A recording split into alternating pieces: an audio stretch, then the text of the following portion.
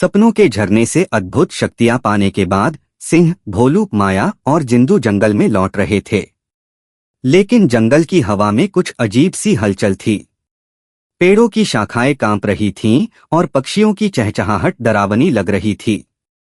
माया ने अपनी तेज आंखें घुमाते हुए कहा, दोस्तों, मुझे लगता है कि जंगल में कोई गुप्त खतरा छिपा है। हमें सावधान रहना होगा।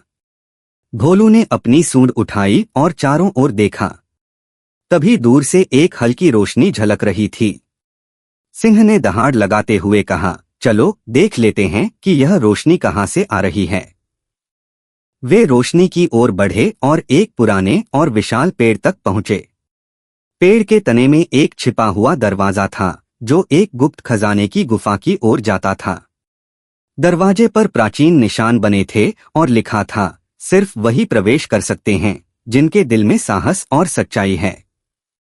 जिंदू ने मुस्कुराते हुए कहा, लगता है कि यह हम सब के लिए है। उन्होंने दरवाजा खोला और अंदर गए। गुफा के अंदर चमकते हुए रत्न, सोने के सिक्के और प्राचीन खजाने बिखरे थे। लेकिन खजाने के बीच एक अद्भुत ऊर्जा वाला पत्थर था जो नीले और हरे रंग की चमक निकाल रहा था। जैसे ही भोलू ने पत्थर को छुआ, गुफा में एक विशाल मगरमच्छ का प्रेत प्रकट हुआ। उसने दहाड़ते हुए कहा, अगर तुमने मेरे खजाने को बिना परीक्षा के छू लिया तो तुम्हें सजा मिलेगी। सिंह ने साहस दिखाते हुए कहा, हम खजाने के लालच में नहीं आए हैं। हम केवल जंगल और उसके जीवों की भलाई के लिए आए हैं। माया ने चतुराई दिखाते हुए कहा, हम सिर्फ वही शक्ति लेने आए हैं जो जंगल की रक्षा के लिए है। प्रेत ने उनकी बातें सुनी और उसकी दहाड़ नरम हो गई। उसने कहा, तुम्हारा साहस और सच्चाई तुम्हें इस खजाने की शक्ति पाने के योग्य बनाती है।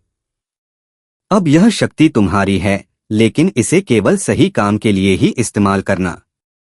जिंदू ने पत्थर को उठाया और तुरंत महसूस किया कि अब वह और भी तेज दौड़ सकता है, इतना तेज कि हवा के झोंके उसके पीछे नहीं आ पाए। भोलू ने पत्थर को छूते ही महसूस किया कि उसकी बुद्धि और भी तीव्र हो गई।